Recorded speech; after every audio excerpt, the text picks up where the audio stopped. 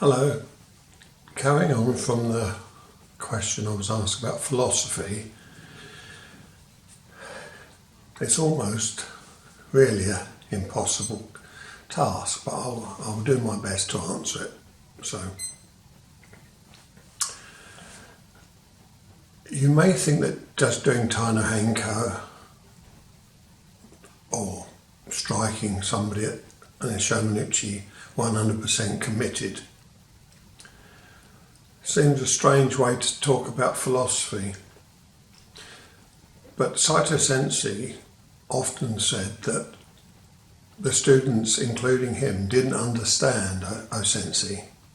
They tried to, but his mind was like a butterfly. It would hop from one thing to another. So he had to watch him, and he had to watch him closely, and over a period of years, O-Sensei would repeat the same techniques.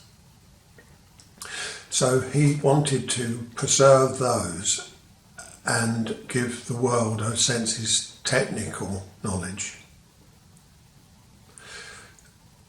He said once on a seminar, I just teach O-Sensei's technical, the basics.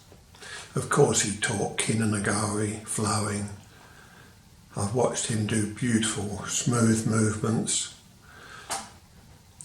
I would say they were more economical movements, but the fluidity of his body was beautiful to watch.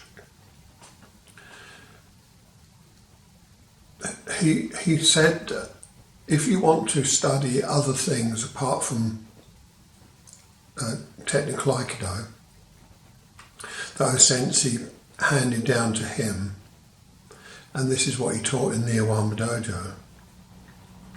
If you want to know about spiritual things, then you must find your own direction. You must go and search out your own guru.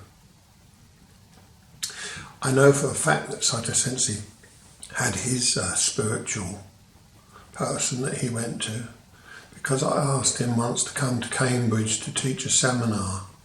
I can't remember, I think I was in America at the time, and I said, Sensei, would you come to England in June? And he said, oh, I'll get back to you. I actually found out that he went back and spoke to his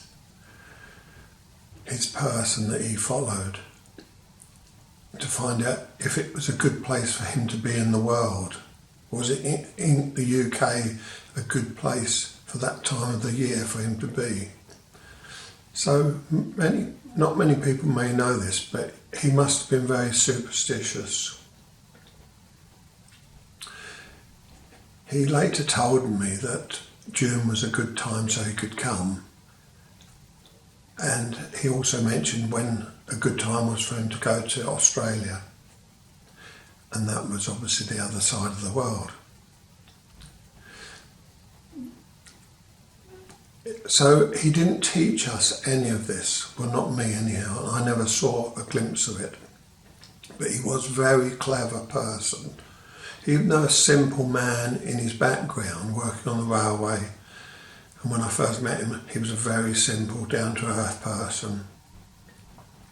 But what he'd done was, he constructed a system and he taught it to us, in hopes that we could build a strong Aikido, and from a strong Aikido technical base we would find our own philosophy, we would find our own path. I think personally I've found that, and I will be talking more about stages of enlightenment and what I consider important to enhance Aikido as well as the technical side. He was a very clever man because he knew how to teach the Western world and how to teach the Orient. You see, in Iwama, he didn't really say a lot at all, because it appears that the way he was taught and the Japanese people were taught in those days was he would show and they would copy. They don't ask questions and they just copy and they find Aikido that way. And one time when I was in Iwama, a Japanese student who I felt was very arrogant at the time said to me, "You'll never understand Aikido because you're a Westerner.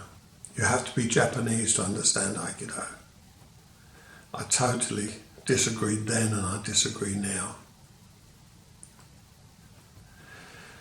The Western mind, we need to ask questions. And Saito Sensei knew this. And that's why I think he was one of the best, if not the greatest masters that we've seen so far. Of course, you'll be thinking, oh, of course he'll say that. It was his teacher. But I'm not saying it because of that, because you'll find in other films that I will be criticising him heavily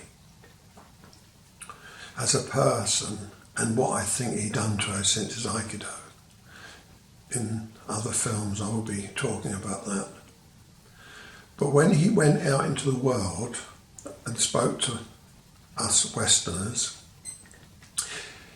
he explained everything.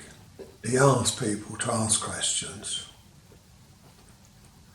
Because the Western mind wants to know, why would you do that? What if I do this? And he understood that.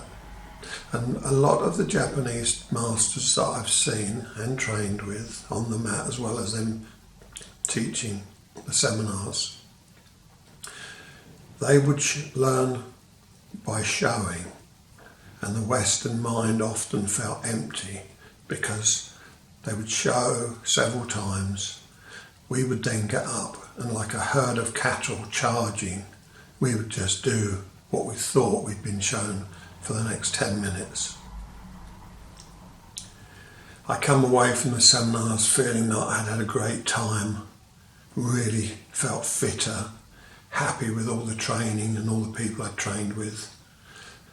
And then thinking back on it years later, I learnt nothing, only how to have a good time, how to buzz away in my energy and feeling great. Okay, so until the next film, to me the question about did Saito Sensei teach O-Sensei's philosophy, the answer is yes, but in a very simple way. He taught us Tanahenka and Morote Dori. If you achieve them two successfully, and I don't just mean by moving or throwing people down, but when you can move as if the person and you are as one, and you do not feel their grip, you do not feel their weight, you do not feel any blockages, you feel as free as you're floating on air, then you will understand O-Sensei's philosophy, in my opinion. Thank you.